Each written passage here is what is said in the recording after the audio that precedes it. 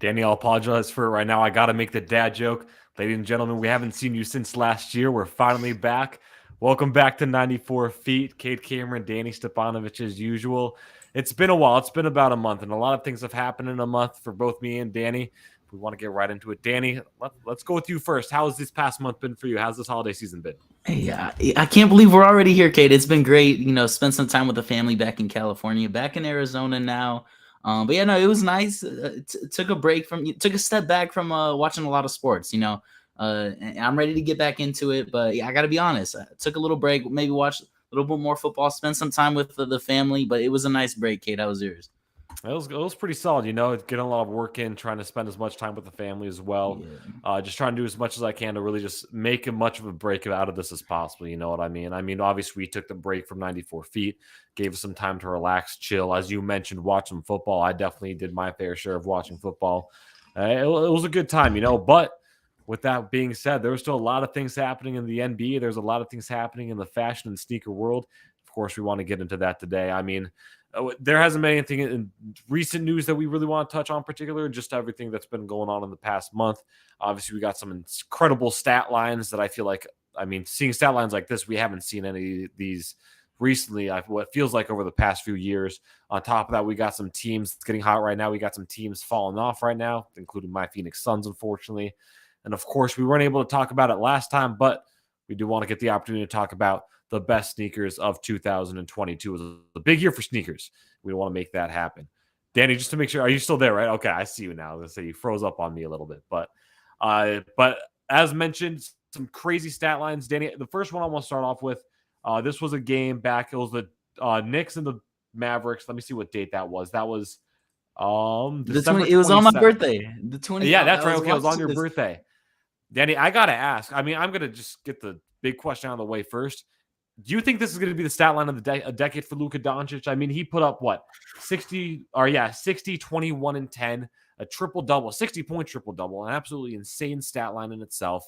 You don't see stat lines like this often. And Luka, this is, if you're talking about an MVP moment for this season, if Luka goes on to win MVP this season, this is his moment that people look back on, and that's when he locked it in, which is crazy to say, but it's still so early on. That's how big of a stat line this is, in my opinion. Wow, hey, that's an interesting take. I haven't heard that one yet. But Kate, if any time the stat is this is the first time this has been done since Wilt Chamberlain, that's definitely a Heisman moment, if you want to call it, for someone that could win the MVP this year, especially the Mavs creeping up fourth in the West now. We didn't see this coming, especially with this roster, but. Hey, you brought it up, Kate. Stat of the decade. I don't know if we're ever going to see one like that. I don't know when the next time. The next person that could put up a 60-point triple-double like this, it's going to be Luka. So, hey, I like that take. Mavs, we'll see what they're going to do in the trade deadline. But, man, they've been surging. Luka's been putting on a show. I still don't know how they won that game at New York. Oh, that was you even talk about just the ending in itself. Like obviously seeing 60, 21, and 10 on a stat line, absolutely insane. But you look at the way that game played out, where the Mavs were down by 9 in the last few seconds of the game. They're able to claw their way back. Luka's weird shot in itself, being able to get it off the rim back to himself and tip it in, that was insane. And of course, Luka takes over in overtime. So you're talking about the stat line itself is insane. But if you miss that game, that's a big game to miss, because Luka absolutely tore it up right there. And the crazy thing about that is, talk about Luka putting up a stat line like that, where you're again putting up one of the best stat lines in the decade. We're still really on this decade. It's only now it's only 2023. But you're talking about the way that Luka has played this pretty much this entire month of December, even leading into January, where he is putting up absolutely insane stats. Let me pull them up real quick. I know as of now he is leading the league in scoring. He's number one, sitting at 34 points averaging. Let me see what other stat line. You're looking at the stat lines he put up right around. I think it's fair to say Luka is the best player. Is he the best player in basketball? 100%. 100%. Yeah. I don't think this. 100%. He's the best player in basketball right now. I think this season too. If you're starting an NBA team tomorrow, Cade, is Luka has to be the number one pick. Is he over Wembanyama for you? He has to be the number one pick, right? No, I think as of now, he has to be the number one. We haven't seen what Wembanyama or whatever, can't pronounce his name probably, but we haven't seen what he's been able to do at the NBA level yet. So I just it's so hard to say what I expect out of him. But I mean, this is since that 20 or that 60-point triple double, he put up 35 the next game against Houston in a win. 51 against San Antonio. And that was a great game in itself because that was the game where Pop came out being like, yeah, take my word for it. We're going to keep Luka under 50. He drops 51 on them, of course, gets the one out of it as well. So That's if you saw crazy. that, I was say if you saw some of the post game stuff, I mean, obviously Luka having a good time with Pop, making the best of it. On top of that as well, 39 against Houston once again, 23 against Boston. I mean, we know Boston's had a pretty good defense, so to keep him to 23, that's a win in itself, and especially considering that the Celtics wanted to win that game, and that was big. And then, of course, one of the more recent games, I think the last game Luka played in against the Pelicans, he put up 34 points. So, I mean, this is a guy, I mean, there's no better player in basketball right now. That's just easy, plain and simple. There's no way around that. The biggest thing, I remember when the Mavs went out and signed Christian Wood, and they said he was going to be coming off the bench. We were all kind of surprised, but at the same time, we haven't really seen anything out of Christian Wood in the league. I know he was putting up some nice stats, 20 points per game, something like that in Houston, but they weren't winning anything. Christian Wood's kind of a liability on defense, but hey, they finally started playing him. He started like the last 10 or so games, and look, maybe that's working. We'll see how he continues to play, but I want to see a little bit more. I need to see the Mavs make a move at the trade deadline, get him some more help. Come playoff time. I don't know if Dinwiddie and Finney-Smith, all these guys, they're gonna show up come playoffs. But I like where this team is headed. Yeah. No, I think the trade deadline is going to be a big moment for this team just because you look at the way they've played this season with Luka. They're a fantastic team. Tonight, they fall to the Oklahoma City Thunder. I mean, you're talking about Christian Wood. He was able to put up 27 points in this game, but just this game in itself shows that there are obvious disparities with this team. Luka's carrying this team, and there's not really a need to have a build around him, or there's not really a need to have a massive build around him because he's putting up so many stats. With that being said, though, you can tell that when Luka is off the court and he's not playing, I mean, it obviously already makes a massive difference in the way this team performs. You obviously mentioned Christian Wood getting those starts. Christian Wood, I mean, I had him as my sixth man of the year entering this season. Obviously, that things might be changing up a little bit because he's now finally starting to get those starting minutes. Today, he obviously made the best of it, being that star player on the court, getting 27 points and 16 rebounds, quite 16 rebounds in a loss. So yeah, I think it's going to be interesting to see where the Mavericks decide to go this trade deadline. They obviously see themselves as title contenders, knowing that Luke is playing his best basketball right now. And I mean, I'm going to like this. I think I'm going to like this team a lot more by the time February, March comes around. Really? I don't know. By the time February, March comes around, we'll look at the roster. I still don't really like them to go on too deep of a playoff run. But, I mean, Luke is carrying them on their back. Anything else you want to touch on with the Mavs, Cade? Not in particular with the Mavs. Just obviously keep an eye out as that trade deadline comes up. See what deals the Mavs try getting out there. See how that's going to help Luka. Of course, at the same time, in a few months from now, we're going to be having that conversation of talking who's going to be the MVP of the season. And I mean, even then with us, I mean, we do our midseason MVP report. I think it's pretty. I'm confident to say now at this point, by the time we have that conversation, Luka is going to be that MVP choice for me. I'll keep my word on that one right now. But with that being said, it wasn't just Luka obviously dropping the big stat lines. You saw Donovan Mitchell putting up a 71-point show. The first time 70 points has been scored in an NBA game since March 24, 2017, when Devin Booker was that last player to do it against the Celtics. A game they lost, but still a big 70-point game there. On the flip side, Donovan Mitchell goes out, gets 71 points, and he gets the Cavs the win. So you're talking about just overall statistics in this situation. He got a real. He didn't get no Mickey Mouse 70.1 like Devin Booker. Remember when they were just feeding them shots? Kate, I know 71's impressive, but Donovan showed you how to put on a real 71-point game. Okay. If we can have that conversation. Let's have that conversation. Devin Booker compared to Donovan, because I knew this was going to be a possibility of coming up on Twitter and whatnot. 70, 71 points, very similar. Obviously, you got to give credit to Donovan Mitchell for putting up one more point in that category when you're talking about highest point totals. With that being said, Donovan Mitchell also had overtime to get that done. Devin Booker was able to get that done in regulation. I will say this, though, is that the Suns in that game, they were losing. They were not in any position to get back and actually win that game. I think if they weren't just trying to feed Devin Booker and get him all those shots, you're looking at maybe a 55, 60-point game and possibly a Suns win. Of course, it's 2017. Who cares if the Suns won that game? So obviously that made sense that they were trying to feed Devin Booker. But I will say that considering that, yes, Donovan Mitchell put up more points, Devin Booker did in a shorter amount of time. Still, I mean, doesn't matter who you're talking about. It's a fantastic feat, 71 points. In this league, I mean, it says a lot about what this Cavs team is made of.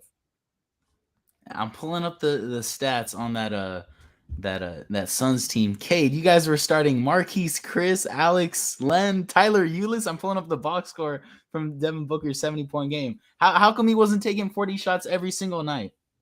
Jared Dudley as your sixth man. Yeah, that's crazy. I like to see you try doing some research and figuring out where some of those players are now, because I can guarantee you almost all of them are either riding the bench as the 12th man or they're playing overseas or retired. One of the three. I can tell you a couple of these guys are no longer in the league. Yeah, 100%. It looks like Leonardo Barbosa, I think he's in China. Jared Dudley's sitting on a couch somewhere. Lenge is probably, in Portugal. Tyler Eulis, definitely not in the league. Marquise Chris, I'm interested to see if he's still in the league. Was he a high draft pick? I don't know if he was a high draft. I think I don't know. Let me look this up real quick. But okay, yeah, no, I know Marquise Chris was definitely one of those guys that I think a lot of people were thinking that he had that potential, or maybe even then he was talking a little bit like he had that potential. But Alan Williams, I forgot about him. Center for you guys. Wow, you guys were playing anyone who had a pulse back in the day, Cade. Hey, but I'm telling you right now, for all the people who are talking trash on Devin Booker, saying that he's got all that help right now. Yeah, of course he's got all that help right now. You're talking about a team where he had to develop around guys that are pretty much should be playing in the G League or somewhere overseas in Lithuania or something like that. And let's see this. Hey, yo, he's okay. So this is the crazy part. He's only 25 years old right now. Yeah, I thought so. Who did you guys draft him? Let's see. So 8th overall pick by Sacramento. Crazy. And you guys drafted him. You guys drafted him. Yeah. So technically he went to Sacramento, but we got Marquise Chris, and he did not pan out at all. Wow, what a bust. I mean, in a sense, it makes sense that we came out of Washington. I feel like almost every high draft pick out of Washington hasn't really been able to perform, but oh well. I think he's playing with, at least last year he was playing with Dallas or whatnot. But yeah, no. Going back to Donovan Mitchell. Now we look at this Cavs team. We're going to talk about another team in the East in the next few minutes. A team that surged their way up. But I mean, you're talking about a Cavs team that we were expecting. This team, they made adjustments. They made the playoffs last season. They made the adjustments this season to get into a position where they can possibly see themselves as title contenders. That's a little bit of a stretch in my opinion, but they could see themselves in a position where they make their first title appearance since LeBron James was on the team. You look at the 71-point performance by Donovan Mitchell, and you think that if this team stays healthy, there's a chance that they can not only make a run, but possibly seeing where things are right now. They're only 2.5 games back. If things pan out the way they want them to, I mean, you could see them being the possible number 1 overall seed in the Eastern Conference. Yeah, Cavs, these are one of the teams that, I think we can both confidently say that we were on top of from the beginning. I think both of us have them going on a nice run in the playoffs. I'm not totally sure where I have them knocked out on the top of my head, but I might have them going all the way and losing in the Eastern Conference Finals. But yeah, if you have Donovan Mitchell and Darius Garland, who I can confidently say the best backcourt in the East, Cade. I don't know if that's a hot take, looking at Atlanta has a nice backcourt. Drew Holiday and Chris Middleton's up there, but for my money, I'm taking Darius Garland and Donovan Mitchell, two electric guards. They can kill anyone off the dribble and in the pick and roll, especially with Evan Mobley. Kevin Love, who we said early in the season was playing like a 6th man of the year, he's cooled off now. Now they got Karis LeVert, solid wings. This Cavs team is a team that's going to be around in the mix for coming out the East for sure. Oh, I 100% agree. So I saved my NBA predictions for the beginning of the season. I have the Cavaliers going to the Eastern Conference semifinals, losing to the Milwaukee Bucks 4-3. I mean, that's still a possibility.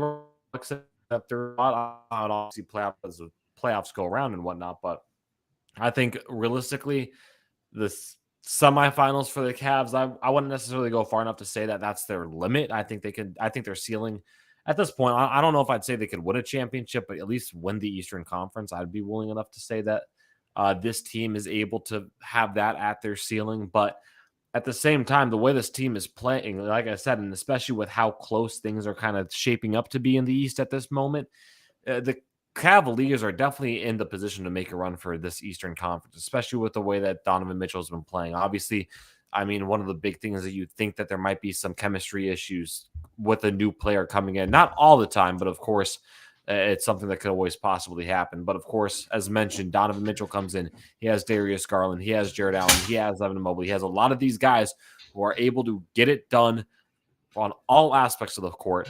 And I mean, it obviously shows in this situation where, I mean, they're just playing fantastic basketball. I mean, they got to win against my Suns tonight. Let's see what those stats we're looking at. Darius Garland. Okay, what'd you think of my What'd you think of my take? Best backcourt in the East? In the East, 100%. I don't think there's a backcourt in the East that really tops that out. I mean, yeah, I think just based off statistics right now, and then also just overall playing experience, veteran status, all that stuff, I would give that to Cleveland at the moment. I mean, as you mentioned, all right, I'll run through some backcourts. You tell me, who do you rather have? Would you rather have out of the West, Chris Paul and D Book, or Garland and Mitchell? Seeing the way that the Suns are playing without D Book, I'd get Garland and Mitchell right now. I think that's a stronger team as of now. Right. Yeah. What about John Desmond Bain? Desmond Bain having a sneaky season right now. They're playing good basketball. He is. Let's look at those stats right now. I mean, Desmond Bain, 21 points a game as of now. He's averaging 5 rebounds. This dude's built like a running back too. Plays defense, can shoot the lights out also. I mean, God, that's a tough one actually, because I think the way that Memphis is playing right now, I mean, they're playing, in my opinion, the way it looks like, at least I feel like they're playing better basketball than Cleveland right now, and it's hard. That one's hard to go about, but they also,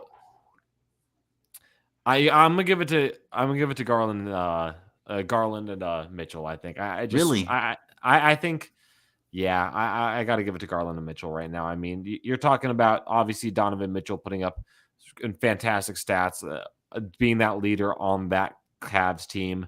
You're now looking at that second option. Desmond Bain and Darius Garland playing very similar style of basketball. I mean, Garland focusing more on the assists of it. Desmond Bain, again, as you mentioned, kind of built like that running back, trying to muscle down those boards. But at the same time, Garland, I mean, I like Garland in this situation right now. Not saying anything bad about Desmond Bain. Desmond Bain could go on any team at this point, and he would probably find some form of success. But the way that Donovan Mitchell and Desmond Bain have been playing, it's hard to go against him, Okay, I got one more for you. Steph and Clay, or Donovan and Garland. So if you asked me midway through the month of December which one's better at the moment, I probably would have said Steph and Clay, just because Clay was putting together some sneaky stats right through November and December. Right now, though, again, I would rather take Darius Garland and Donovan Mitchell. I like the consistency and I like the veteran status that Curry and Thompson have. But if we're talking right now in this current position, I'm liking the backcourt of the Cleveland Cavaliers. Okay, fair enough. I can't argue on any of those. All right, so you agree with me, or you just No, I'm taking Spider and Garland over all those duos. They might be the best backcourt in the league. I think that's fair to say also. Yeah, best backcourt in the league. I will, because I mean, Atlanta's underperforming right now, and that's obviously, I mean, they're sitting at 19, 21, 10th in the standings. If you want to argue Drew and Chris, I might give you Drew and Chris. You might be able to argue with that. But the thing about the Cavs backcourt is, like, I feel like both of these guys can be a number one on a team, whereas Drew and Chris, maybe they play better winning basketball. They've proven themselves, but I don't know if they're true ones. Yeah, I get that 100%. And that's with Drew and Chris Middleton. The one thing I'll say about that is that they're not the storyline out of Milwaukee. Giannis is the storyline out of Milwaukee. He's the guy that, I mean, if Giannis wasn't there, they might be putting up stats, but that attention is going to be put more on them, and they're not going to be able to get those. I just don't think they're going to be able to get the looks that they're seeing right now, just because of that help. I like them as a duo. I like them as a team. I think they work together really well. I've raved about them on the show in the past about how it feels like only one of them really needs to get going in order for that Bucks team to win. When you got them together, the way they've been playing, I like them a lot. Also, I see you, Shadow V6. Happy you're joining us tonight. So yeah, I mean that's my biggest takeaway. I think the Cavs, as of now, the way this team is playing, they're looking fantastic. And I think just the fact that Donovan Mitchell, I mean, we knew he was a fantastic player coming out of Utah, but the fact that he's really able to blossom into this true superstar that I think a lot of people knew he had, but just was limited by in Utah. Just playing in Utah is not an easy place to play as a player who plays for the Jazz. So it's nice to see him make that transition to Cleveland. And he's making that transition really nice and really clean.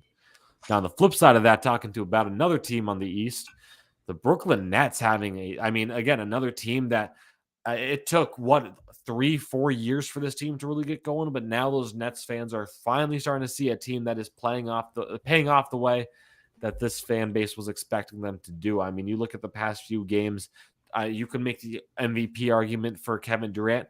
Kyrie Irving sneakily having a fantastic season that I think a lot of people weren't really expecting. We all knew he had the talent, but because of the off-court antics that have been happening over the past few seasons, we didn't know if this was going to be something that would continue to. I mean, the consistency that Kyrie Irving has shown this season. So, I mean, seeing the Nets this season, Danny, what's been your biggest takeaway? Do you think this team is still a serious contender, or do you think they're still pretenders? Right now, if Kevin Durant is not good, Cade, this team's not going anywhere. I don't know if you saw, KD injured his knee again last year. This knee kept him out like a month and a half. He injured it again. Kyrie said it wasn't looking good, but this team is on a roll. So if KD's good, if he's going to be playing, then I'm calling this team a legit contender. Beginning of the season, I think I had them 6th seed, preseason predictions. But they've proved me wrong. They won 18 out of 20. This team is rolling. I will say this though, with no KD, I don't have any belief in this team. Last year when KD went down, they went on 11-game losing streak. You mentioned MVP. I think that's fair to say. Kevin Durant at age 34, this dude is putting up 37 and 5. He's 12th in minutes per game, averaging 36 a game. And I don't know. I like this team more than I did last year, I guess. I would say the depth is the strength of this Nets team. Just going down the roster. TJ Warren back. Once upon a time, Cade, this dude, did he drop 50 in the bubble? How many points did he drop? When he was with the Pacers, I think it was 51 or something like that. Yeah, this dude, he hasn't played much basketball in the past like 2 years, but he had a season high 23 a couple games ago. Well, this dude is a certified bucket off the bench for them, and they got defense this time. Royce O'Neal, perfect 3-and-D player that any team in the league wants. 32%, 42% from deep, plays defense, can play heavy minutes, especially in the East when you got Jason Tatum, Jaylen Brown, Chris Middleton, just going through some of the wings. James Harden, Benedict Mathurin, maybe Jimmy Butler. There's some solid wings in the East, and to have a Royce O'Neal type guy that you can put on these wings players with Ben Simmons, that's a player you want. Claxton, hey, this dude. They signed him in the offseason for 2 years, $20 million. I thought he could have gone somewhere else and got a bigger contract. This dude's leading the league in blocks right now. I'm just kind of in love with this Nets team right now, Cade. I'll go through one more player that I like. I'm blanking on his name. Yuta Watanabe. That dude. Oh yeah. He's tall. He can shoot the three. I don't know. This Nets team just has too much depth for me to say they're pretenders. But KD going down is scary because we'll see how long he's going to be out. But I think in the East you really want to have a top 4 draft seed, top 4 seed, entering the playoffs, because the second half of the teams in the East are kind of weak. So you don't want to get matched up with the Celtics or Bucks first round if you're the Nets. So if you can get matched up with the Knicks or the Hawks, that's a big advantage in the East. Oh yeah, I get that, and yeah, I mean Kevin Durant, as we've mentioned, I mean he's putting up MVP style stats. I think he's right now fourth in the league in scoring, somewhere right around there, putting up 30 points a game. He's putting it together a good basketball. But with that being said, Kyrie can't do it himself. I mean, when you're talking back in the day when they had James Harden and Kyrie and whatnot, a little different. As of now, you're looking at Ben Simmons being that second option with KD out, in my opinion. And even then, I mean, if you talk maybe November, or Ben Simmons when he was putting up 22 points a game against teams like the Grizzlies or 20 points a game against the Pacers, I would have a little more faith that maybe this team stays hot. But Kyrie, I mean, we've seen it before. I don't think Kyrie can do it by himself. He wasn't able to do it by himself in Boston. He hasn't proved that he's going to be able to do it by himself here in Brooklyn. But hopefully for the Nets, this knee thing for Kevin Durant isn't anything big. It isn't anything too serious. And I mean, you think about it this way: if Kevin Durant, I mean, at least that's my logic. But if Kevin Durant goes down now, hopefully he's going to be able to regain some of that confidence and stay healthy throughout the playoffs. I don't know how deep they're going to go. I still think the East is an incredibly dangerous place to play right now. I mean, we talked about just now with the fact that the Cavaliers are playing so hot. It doesn't matter who you are. It's just a matter about how hot you are in the playoffs. And that's where the Nets want to be hot, and that's going to be in the playoffs. And they hope that Kevin Durant is going to stay healthy. They hope that Kyrie is going to stay healthy. I know he's been in and out with injuries every once in a while. Hoping that Ben Simmons becomes the Ben Simmons he was back in Philadelphia. Maybe he wins another Rookie of the Year. Seeing how things go. But yeah, I don't know. They are. I will say this: the Nets are. They're beating my expectations that I had going into the season. I mean, I had them as the 7th overall seed by the time the season comes to an end. And while I think that could still be very true, I also do think that some teams around them are close in the standings, or at least are in the standings at this time. Pacers are sitting at the 6th seed. I don't think they're going to stay in the playoff contention. Maybe if they do, they're going to drop down into one of the play-in spots. Chicago's in that position where they're in the playoff contention and the play-in right now. I don't see them sticking up there. It's going to be interesting to see how this plays out for the Nets. I mean, we've seen it with other teams this season. Injuries take a massive toll.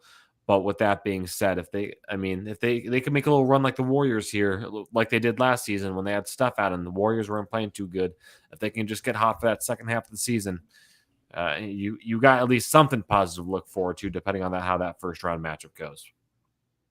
Hey, Cade, we're already halfway through the NBA season. Isn't that crazy?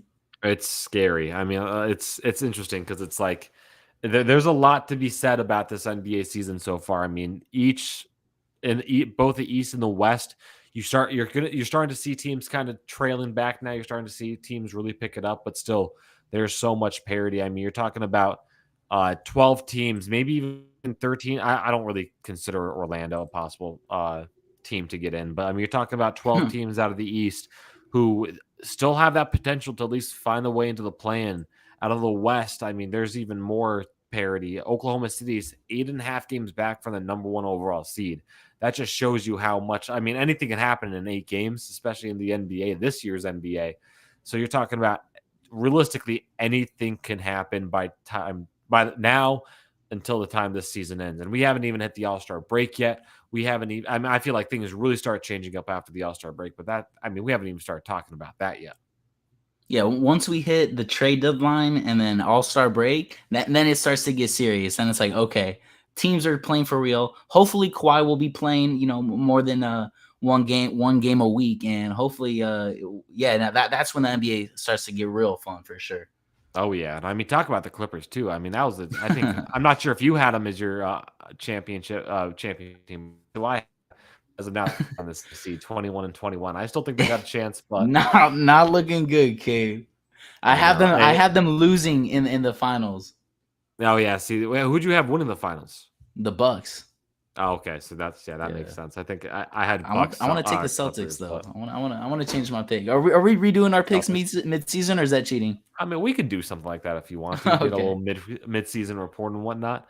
But yeah, no, there's some. I mean, overall, there's some really interesting teams in this. I mean, Sacramento is going to be one of those interesting ones. Who knows if they're going to buy at the trade deadline? I don't see that happening, seeing how that organization is run. But you never know. I mean, the Suns sitting at first time they have a losing record in what feels like forever. Obviously, Devin Booker's out, but we'll have to see what happens there, especially considering that they're in the middle of a ownership switch. So I mean, I'd be honestly, I'm almost willing to say, like, I'm willing to write off the Suns this season, seeing the way they're playing and seeing how Wow. they're in the middle of a of that leadership switch there. So I don't know how things are going there, but yeah, it's Man, gonna be did interesting. the Sun? I mean, this is a topic for another day, but man, Suns totally botched. I think they're botching Chris Paul or Booker's prime right now, Cade. I don't You know know, because I mean, I will say this: Devin Booker's out. I don't think he's winning MVP this year, especially just because of the slander that guy gets. But with that being said, the fact that he's been out for the in the time that he's been out, this Suns team has been playing terribly. So the fact that you can see that he is the core of this team, and I mean, despite the fact that obviously had their offseason issues with Jay Crowder, DeAndre Ayton, he doesn't necessarily seem like he really wants to be in Phoenix, despite what he says to the media. I mean, he You're signed talking with about the Pacers. It's like he told you where his heart was at. Didn't he exactly. I sign with the mean, Pacers? Yeah, and Suns just matched it, right? yeah, no, it was a restricted free agent signed an Yeah. offer sheet with the Pacers. Suns had an opportunity to match that. They did. They got him back, but it's very obvious that they weren't happy about that. I mean, I saw a video 2 weeks back now. Da and Monty getting into it again on the sideline. It's just not a good looking team right now. I don't. I'm willing to write them off at least at this point. Will they get into the playoffs? I think so. Are they making it past the first round? We'll have to see. I guess it just depends on who they play. Uh, and I mean, it's interesting to see. I mean, coming out of the East though, flipping it around, I don't know. There's not really any surprises other than maybe Indiana, but at the same time, I don't see them going far at all. Maybe Toronto playing some bad basketball right now. They're sitting at the current at Yeah. the what that'd be the 11 or no, the 12 seed right now, which I saw doesn't some look good for talk. them. They might be looking to move Fred Van Vliet at the trade deadline. I was surprised to see that. Interesting to see. He's one of those guys that he can give a team 20 points per game anywhere he goes. So that'll be interesting to see what they do. Build around Scotty Barnes and Siakam. Oh yeah, no, that'll be interesting to see how that goes. I mean, Van Vliet. See, that's the thing though. Is I feel like if you trade a guy like Van Vliet, you're talking about selling your team and pretty much giving up on the season because I feel like Van Vliet's one of those guys that you want to keep around if you're trying to make a deep playoff run. But with that being said, if they go in the direction of trading Fred Van Vliet, the question is, where does he end up going? I mean, what team does he really see himself as a good fit on? I look down the list, at least in the East. I can't see him going to the East or any Eastern teams just because I feel like there's not really a major vacancy when it comes to guards. But at least when you look at the West, I mean, there's a little bit of a difference. I think we talked about Dallas earlier on the show. I think Dallas is a possible landing spot Hmm. for Van Vliet, just depending on what they're willing to give up. You look at a team like Denver, adding a little bit more depth, considering that obviously they're still trying to kind of play around that injury bug. I mean, I know that Jamal Murray is getting back into it. I honestly haven't seen much of Michael Porter Jr. I don't really know what he's doing. I mean, he's played 25 games, averaging 16 points, nothing too serious there. But you had a guy like Fred Van Vliet. I mean, he might be a guy coming off the bench, but he's somebody that's going to be able to get that team buckets. Um, I don't know. I I mean, think the Nuggets have enough production. They're getting production from a lot of guys. I don't really see the Nuggets buying. I'll throw out another team though that I could see buying another guard. Cade, Phoenix Suns. yeah, I mean, They've I been was trying to looking at move that Jay too. Crowder for a while now. Chris Paul's aging. I don't know. Fred Van Vliet might be, one of those guys he's been maybe a little bit of an overachiever. I think that's fair to say. I think undrafted. But he's proven that he can put the ball in the basket and maybe not the greatest playmaker, but D Book and Freddie as your backcourt, that's a solid place to start. Oh If yeah, if if you're if you got to rebuild this team a little bit, I'm not saying Phoenix got to rebuild, but I'm saying with Chris Paul moving out the picture, I don't know. no, I can definitely see that. I could also see a team like Portland being in there. Just because of the fact that I mean they're sitting at that 10 seed. I'm assuming they're going to want to do what they can to work towards a playoff position, whether that's a play-in or the actual lock-in playoff position. Um, Yeah, no, Portland's another good fit. A team that it looks like they got a solid group of guys, but no depth and probably one of the worst benches in the league. Fred Van Vliet coming kind of like Malcolm Brogdon, or Brogdon on the Pacers. He showed that he can score. Brogdon now coming off the bench for Boston on a better team, and look where Boston is, number 2 in the East. I'm not saying Portland's going to go number 2 in the West, but hey, in the West, when they're only 8 games behind from let me see how far. Yeah, the Blazers only 7 games behind first place. Anything's possible, I guess. Oh, 100%. Yeah. But yeah, no, I mean, VanVleet could be one of those interesting trade options. I was looking at Sacramento as a possible option, moving Herter to the bench and then putting Fred VanVleet as a starter there. That could be an interesting move. You're talking about even possibly putting him on what team? Oh my God, what team was I looking at right now? It was another Western Conference team. I think I'm gonna say, let's pull this up real quick. Oh, Minnesota. I think he could be a possible fit in Minnesota. I don't see that necessarily being too far of a stretch to think about him going in, playing some guard next to Anthony Edwards. So I just don't see him moving to the East if they're trying to or if he's trying to find himself onto a team that's actually contending for a title right now. But with that being said, the West is definitely wide open when it comes to guard play. And I mean, we talked about it now with Darius Garland and Donovan Mitchell. Fred VanVleet moves to a team. He has a little bit of a career resurgence. You're talking about a guy that might be in the conversation depending on where he goes to have one of the top backcourts in the league. I like it. Hey, we threw. Hey, it sounds like we're ready for the trade deadline already, Cade. Oh, 100%. Hey, we got trade deadline. We got All-Star game. And then it's we got that all coming up. And then right when that comes up and it finishes up, we've got like a month and a half of basketball left before we start talking about playoffs and whatnot. Well, I mean, we were already talking playoffs, but actually getting a good understanding of what the playoffs are going to look like this season and start actually kind of getting an understanding of who we can actually see hoisting the trophy when June comes around. So it's coming up real soon, but hey, great month of basketball in December. Can't say anything less of that, just off of just personal statistics, team statistics, all that. It's been fantastic. But of course, switching from that and the NBA to fashion now, we haven't done Fit in the Week in a while, but we're bringing it back. I think if I remember correctly, Danny, you were pulling up things a little bit, but I ended up pulling away for that last Fit of the Week competition. I want to say this was a month ago. I can't remember off the top of my head. Yeah, Kyle was off. So I'm 7-2 in the standings right now. You're 2-5, or I'm 5-2 in the standings. You're 2-5. Danny, this is a big comeback week for you. Hey, new year, new you, possibly. Oh man, when you said 2-7, I got scared. All right, I can work with 2-5. All right, see, that's good. All right, you go first. I'm still looking at mine. Yeah. So I'm gonna bring up a guy that we talked about earlier this season. I feel like his fashion kind of up and down with it. I'm going Russell Westbrook. The one reason I went with this one though is because I feel like this is an outfit that you can do at home. It's nothing too crazy. It's nothing too insane. This is something that you can definitely just go. I mean, this is something you could realistically go to Goodwill for, find some good fits, and it works out well for you. As long as you're working to just find the fit itself, it's a good look. So yeah, I'll try showing that to the camera. Russell Westbrook, overall, fantastic looking guy in that. Kind of showing that fashion again in that LA branding, So I got to go with Russell Westbrook. Okay, I just sent you the my Fit of the Week, Cade. Going with Jalen Williams out of Oklahoma City. Hey, he's kind of been surprising some the league. Getting some nice minutes in OKC.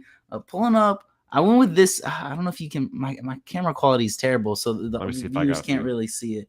But he's rocking the Bapeses, and I picked this because the Triple J Bapeses just re-released like last week, and I really want to get my hands on them. The resale's not too bad on them, so it's just a simple fit. I like how the cut of the jeans look, but Bapeses. That's how that's why I went with this one this week. No, I respect that. Bapes is making a comeback in 2023. Hey, you heard it here. Calling it now? Yeah. I'll say we'll have to do that for. I know I like those. I'll say we're gonna have to talk about that next show. Some of our trends for this year and what we expect. You were on top of it with the Jordan 2. I cannot tell you how many times the Jordan 2 came out. So you were on top of it with that one. Actually, I'll say this too. I got lucky enough last pickup of the year hitting on the Chicago 2s that dropped. So got lucky with that one. I'm happy about those. You got your size? Yeah, thank God. Finally this time. I'm happy they finally got that, but I was able to pick those up. But yeah, no, we'll have to get into sneaker trends. But with that being said, there's plenty of sneakers that were dropped in 2022. I'll go far enough to say, looking back on it in a few years, this might be one of the better years for sneakers. I mean, you're talking about just so many collaborations, so many drops, so many big storylines coming out of sneakers. There's so much, but obviously, of course, we got some great sneakers coming out of this past year. Um, I will say this How do you just want to to kind of tackle this, Cade? You want to? Here's what I was thinking. I was thinking we do some runner ups first, and then we okay. say like our favorite brand overall, and then we'll do our favorite sneaker. What do you think? Okay, do you want to do top three sneakers, or do you want to just do our favorite sneaker? Oh, we can do top three. We can do top three. I Okay, don't have top top three. three prepared, but I can fix it up, and I still want to throw out some runner ups that I had. Oh, 100%. All right. Okay. Then okay, so yeah, you got your runner-ups. Let's hear what some of those runner-ups are. What were some of those shoes that maybe weren't necessarily the best shoe of the year, but definitely had a grasp on people that kind of really just shaped what this year in sneakers was all about? Ooh, okay. If we're talking, what shape this year, I think the one lows and dunk lows had a huge year again, like they did last 2 years ago. And I'm gonna throw on those Zion Williamson dunks as one of the sleeper runner up shoes of the year. Zion Okay, interesting. Williamson, after kind of an underwhelming first signature, had the collab with Nike this time, and they let him go to work on these, the fabrics on that sneaker, color blocking. I thought it was kind of a slept on shoe that went a little bit under the radar. I saw some hype. There was some hype around it, but the Voodoos are, in my opinion, a shoe I'm still trying to get my hands on. Not super expensive, but crazy details on those. Yeah, no, I was a big fan of those, and I think just overall, when you're talking about, as you mentioned, details for this shoe, I mean, for something like a pair of Voodoo Jordan One lows, I mean, it matches the name matches the shoe so well. You know what I mean? They got the stitching that looks like it was like kind of just done like all raggedy and whatnot, like somebody's grandma did it. They got the colors down, they got everything down perfectly. I'm a big fan of this shoe. Honestly, this was a shoe that I feel like will, especially just because it came out during the holiday season, I think it got overlooked a lot. I think a lot of people didn't really put that much emphasis. I think we dropped the shoe in, I don't know, I'd say maybe early August, late July, like kind of right when that NBA season is coming up, but also right when that holiday season, that Halloween season is coming up. I think you're getting a lot more discussion, conversation around this shoe. But you're talking about an October that was packed with a lot of Jordans, a lot of shoes in general. A lot of people were hyped for the Chicago ones coming up in November. People didn't give it that hype that it deserved, I feel like. And this is a shoe that overall, as you mentioned, a lot of detail put into it. The fact that it's coming off of, it's one of the Zion collaborations. I mean, he put some thought into it. That says a lot about what this shoe means to him. Realistically, what it means to just that Southern culture, especially in Louisiana, playing in New Orleans right now. And of course, just the sneaker community as well. I like that pick a lot because, like I said, that's definitely a shoe that I overlooked quite a bit. So, one of my runner-ups, though, is a shoe I was able to get my hands on. Danny, you see me wearing the shoe every day. I would like to have it up there. I just feel like it didn't necessarily get the job done when it comes to overall hype around a sneaker. But I was a massive fan of the Tom Sachs general purpose shoe with Nike. Overall, I mean, this shoe itself is bland. I mean, it is a bland shoe, but the fact that Tom Sachs made that the branding behind this shoe, it was like, hey, we don't want this to be any fashion point. We don't want this to be anything to be resold. We don't want this to be anything massive. We want this to be a tool for you. We want this to be a tool for your feet so that you can go out there and conquer your day, do whatever you want. Doesn't matter what you're wearing. Obviously, wearing in this case, yeah, it doesn't matter what you're wearing. We want this to be bland. We're not trying to show this off. We just want you to make a tool out of his shoe. Like, I love that messaging. I mean, you've seen it. I've taken those shoes through hell and back pretty much. They're trash now, but that's the point of the shoe, and that's what I love about it. Hey, it's one of those shoes that looks good beat up, and like you said, pretty cool story. I saw some reports, some sneaker stores, if you bought multiple pairs of those shoes, they were like destroying the boxes so sneakers sellers can't resell them. Pretty cool story. We all like to see the resellers hurt a little bit. Obviously these aren't going for like the Mars Yard hype like that, but still a clean sneaker. That's a cool sneaker you brought up. A couple other ones I want to throw out there for runner ups, Cade. Here, let me pull up my list. Cherry 11s is on there. That was a clean shoe. Midnight Navy 4s I really liked this year. What else? If we're just talking hype, Travis Scott had a killer year this year. The low reverse mochas and the black phantoms, Air Max 1. Hey, when is Travis Scott gonna miss when it comes to like sneakers he's dropping over a year. It feels like this dude just puts out hype and stuff people like. Oh yeah, I agree. I mean, I think his last bad shoe, in my opinion, was the Air Max 270 he came out with, and even then, that wasn't a terrible shoe. I mean, that's I don't know if I'd be able to rock it now, but nothing too crazy. You know what I mean? I mean, there some other shoes to kind of get those like almost honorable mentions. The orange lobsters, those released Ooh, recently, but those were a fantastic shoe. I was considering putting those up there.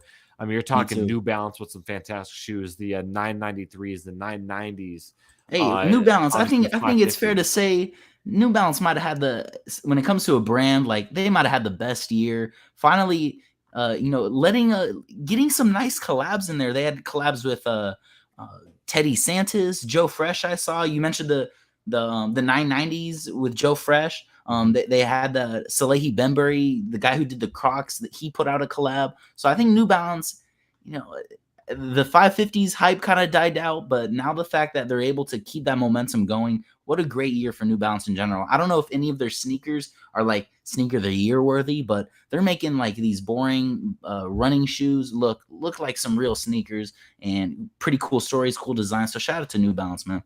Well, and even then too with New Balance, you're talking about collaborations, just designs like the protection pack that came out for New Balance pretty recently. That was a I mean, I think a lot of people, I mean, I saw it a lot on TikTok. A lot of people love those shoes. You know what I mean? They did a great job there. I'll say this. I don't think New Balance was this year's brand of the year. I think they are 100% made the biggest jump. And we expected this. I mean, I said that the 550s were going to be the shoe of the year. I thought they were going to kind of take over that transition from dunks to the 550s. So I knew New Balance had that potential. But one of the things I really liked about New Balance, and I think one of the things that no, I actually think this helped them more than anything. I think the fact that New Balance went in a transition from where they strayed away from just going out with the 550. They went out with the 650, which is obviously a little different, but very similar at the same time. Obviously, the 990, you had the 99 or the 993, Mm-hmm. um, the 2002R. I mean, so many great silhouettes being used for all these collaborations. That what made that so special. They knew that they had potential with every single one of their silhouettes. They went with it and they rolled with it and they put out some fantastic shoes. So I'll be willing to say we might have to talk about this a little more next week, but I'll be willing to say that I don't think New Balance was the brand of the year this year, but I think this upcoming year, this is going to be the year where they're going to take over as one of the top shoe brands, if not the top shoe brand when it comes to overall hype for sneakers this upcoming year. Hey, keep an eye on Three Stripes. They might be jumping over Three Stripes pretty soon. I know they lost Easy. Obviously, nothing they could do about that. But Adidas losing some hype. But hey, New Balance might be taking that step, Cade. Oh, I 100% agree. Now, I'll admit, I got a pair of Sambas over winter break, but I mean, you're talking about Adidas is going to have to You be doing a did. lot of What colorway catching did you up. get? The black one, or it's the black ones, but it's the one with the really long tongue. So I Yeah, flipped it over, so a little bit of a more unique style to it. But um, yeah, no, I think with Adidas, they're gonna have to start hitting like some collaborations and some unique collaborations with their old silhouettes right now if they want to stay up in this because New Balance is 100% coming up full speed ahead. And I think by the end of the season, they're not going to jump Nike and Jordan, but they're going to be number two right there. So um, that's a little sneak peek to my prediction next year yeah. I or for think this upcoming year. once the Turtle Dove restock, I mean, I was hype about that restock. Once that didn't get as much hype, that's when it kind of to show, maybe if the Turtle Doves didn't bring out too much hype, it's like, man, you just need to do something new. Another brand, I think two brands we got to give a shout out to, Cade. Maybe they're in my top three. Who knows? The Union and AMA, Year, Mhm. both of these brands killed it with the Jordan 2s. Union had that dunk pack. I didn't like them when they first came out, but they've definitely grown on me. Those that dunk pack that they released, and then AMA with the 4s. Both of these brands kind of really established themselves as brands that can get into the mix with Nike and the sneaker world and put out hype collaborations. Well, I will say with Union, I think it was I still think back in 2020 when they dropped the four collaboration, that was the Ooh, one that you're really put right. them on the map. You're With right. that being said, though, I feel like what you'll see sometimes, we'll see these collaborations, they'll collaborate, and the next one, each one after that is just not that great of a looking shoe. You know what I mean? I don't think Union took that step, though. I think they went with the fours, and and they continue to collaborate and they continue to put out really nice, good stuff. Big fan of Union for that. AMA, on the other hand, obviously they released the AMA threes back in 2021, but with 2022, I mean, you saw a complete rehaul of what they're able to do. A lot of a different look. You know what I mean? I mean, with in 2021 when they dropped the threes, an all white silhouette for the three. You bring out the AMA twos that dropped back in April. Well, white silhouette with a little bit more color to it. Then you have the all burgundy fours. Oh, my bad. I forgot about the ones too at the end of 2021. The ones again, a very white silhouette with the burgundy swoosh. Then you just drop the twos, a little more burgundy, a little more color. But then by the time you get to the fours, one of the most interesting shoes, in my opinion, with the all just burgundy shoe. AMA killing with that, being able to find that parity in each shoe, but also making it look so slick, so good. So I 100% agree with you, and I'm excited to see if Nike and Jordan continue to collaborate with them and what they're able to produce in the future. Who would you say had the better year, Union or AMA? I think AMA killed it this year, and I think I think their ceiling is much higher when you talk about stuff they can produce. Like, think about like coming out with like an AMA 12, like that would be a clean looking shoe, something like that. Like I would have rocked the hell out of that, plain and simple. So yeah, I like AMA a lot. So I got to go with that. Yeah, no, I agree. Maybe in the future we're gonna see some more Amamir mess with some more colors. I'm even more excited to see what they do. If they can kill a Jordan 2, like Jordan. Wait, didn't they drop a Jordan 12 already, Kate? Don't they have that? Maybe it was in the talks or whatnot. Maybe that's what I heard about, but uh, not that maybe they did actually. I'm not sure. Okay, it hasn't come out yet, but there are pictures that came out. There is gonna be one that drops. Hey, it's buttery. That's all I gotta say. White. Okay, see that. You got the maroon, the silk. Yeah, no, it's cool. Oh, see, I'm looking at because I'm looking at a different one too. I think they might be dropping two because they also got ones that are all black with the Ooh, burgundy I see toe that. guard. Those are nice. I mean, one way or another, those are a fantastic pair of shoes, no matter what. I mean, it doesn't matter if you go with the white or black. Ooh, those are nice. Yeah. Can't go wrong with those. All right, Daniel, I want to hear this year. I mean, a lot of big brands and whatnot, but what was your one big brand this past year? The past year, I feel we kind of hit it. A New Balance and AMA, big two. You're talking like are you talking like Jordan, Nike, Adidas, New Balance? Yeah, kind of like stuff like that.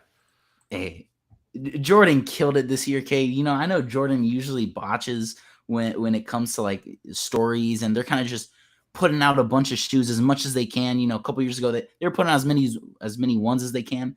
Now it looks like they're putting out as many fours as they can, but man, when the Lost and Founds came out, they killed that release. I mean, when it comes to the colorway, the boxes, the story, even like the way the paper in the shoe box, the shoes got that vintage look, high cut, and then cherry 11s, another beautiful shoe. Nike, still, or Jordan, sorry, not Nike.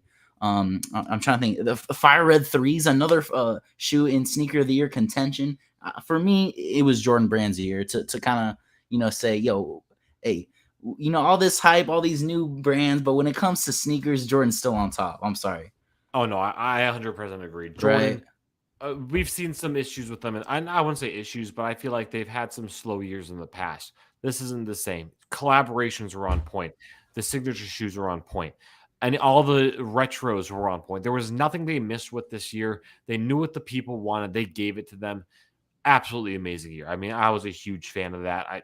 There's not enough that could be said about the way that Jordan was able to produce shoes this year. And I was blown away by everything they put out. It didn't really feel like they missed. Felt like every month they had something that everybody was looking forward to.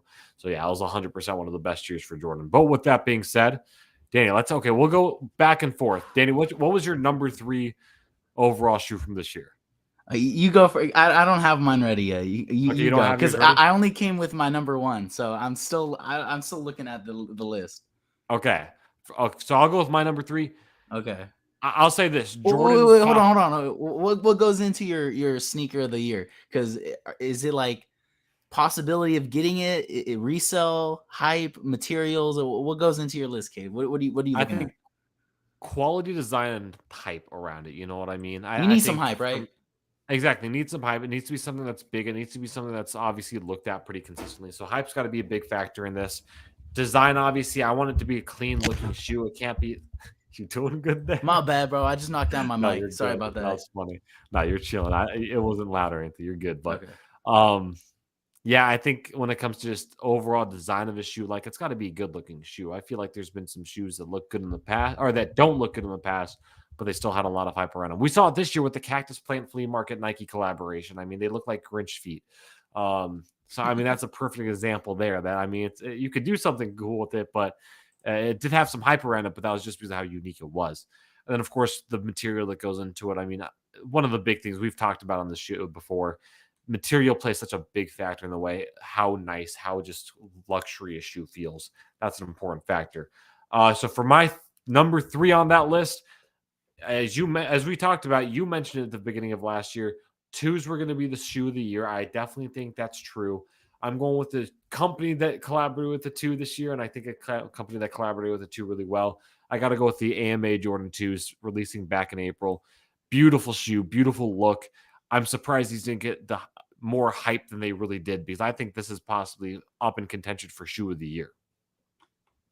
Hey, I can't disagree with that. I remember saying this when this came out. Like when you can make a Jordan 2 look like that, like, bring on that hype. I really like how they kind of cut down the height of a Jordan 2. Jordan 2 looks like a hoop shoe, but they made it sleeker, cut it down, cut the cut a little bit lower. And yeah, I wouldn't be mad if you said it was your number one, honestly.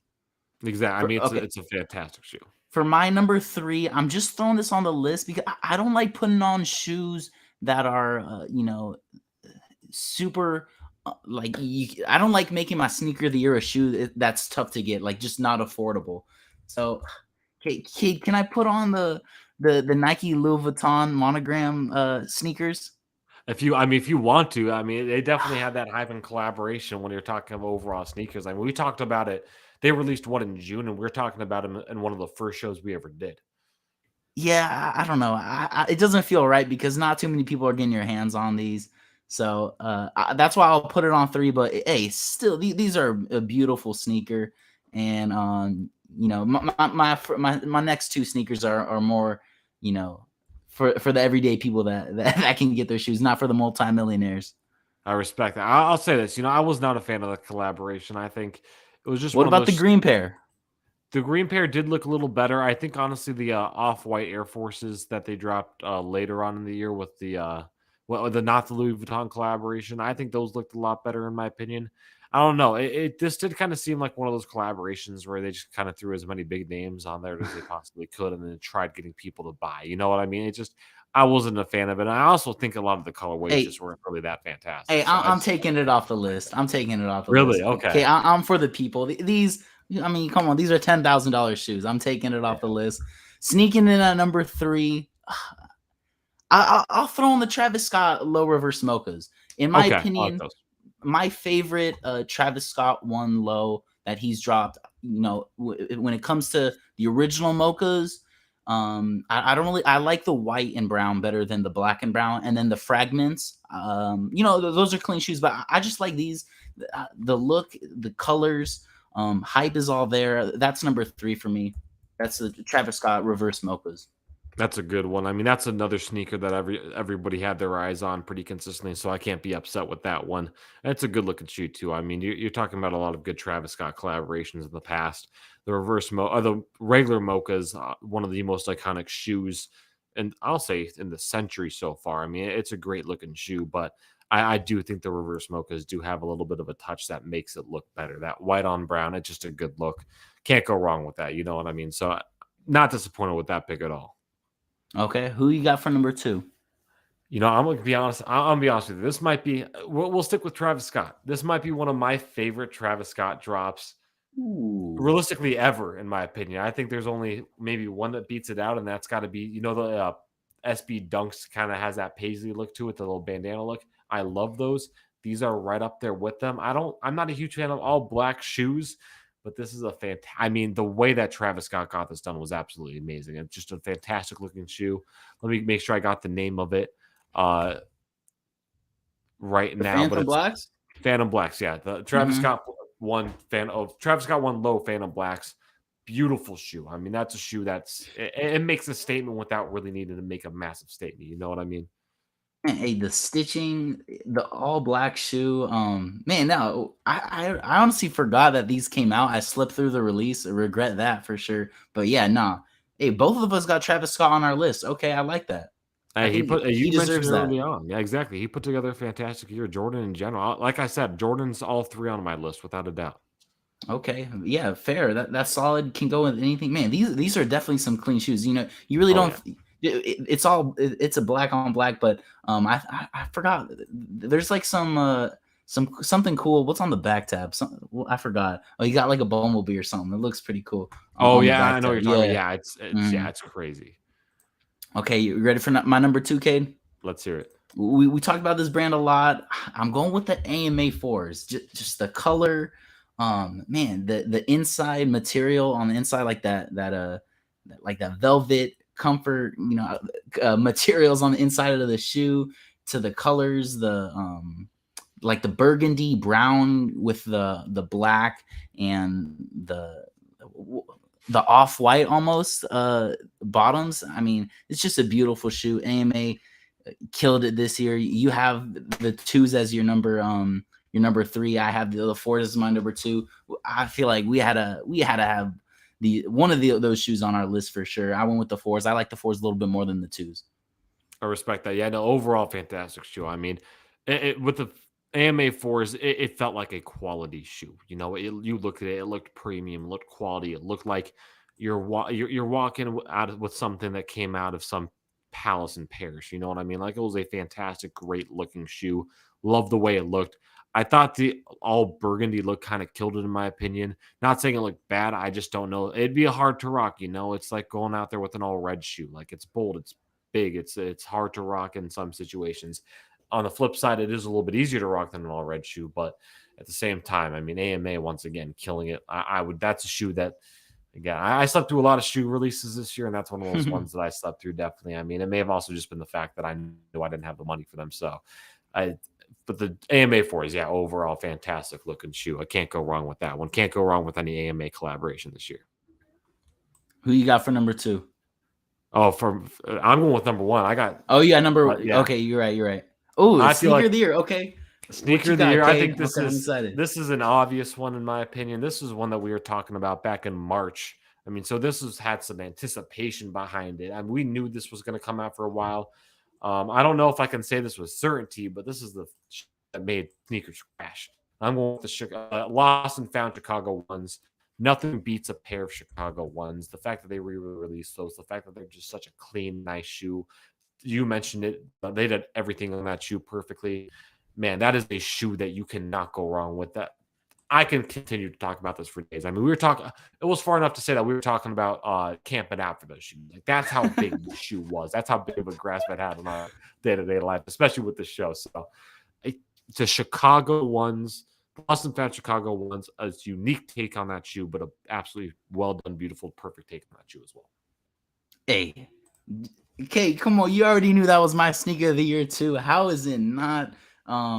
For them to retro the Chicago ones. I mean, hey, it sucks that right now I'm a broke college student, but I can tell you when I get my first paycheck for whenever I get my job, Cade, a portion of that paycheck is going to Goat or StockX for a pair of these because man, I need to get my hands on these. How many times have we seen Jordan Brand completely butcher like the story of a shoe?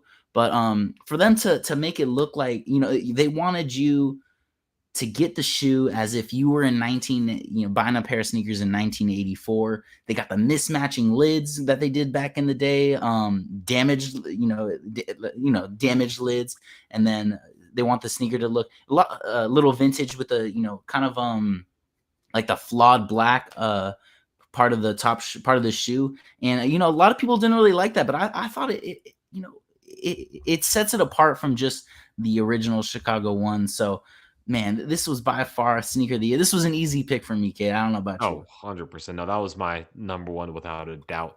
I mean, the crack black, again, you talked about it, putting it together a story with this. And realistically, I mean, you go on StockX, you look at the resale price. I mean, for me, it might be a little bit pricey, or no, it's actually cheaper for compared to the other sizes, but resale isn't going crazy for this. Like, I mean, it's not a massive resale shoe, which is super nice because that means that like for some like for one of us, like I mean, we're broke college students, but at the same time, you're not putting too much away from. You're not spending. Yeah. You're not breaking the bank for a shoe like this. I mean, What's this is a resale shoe looking like?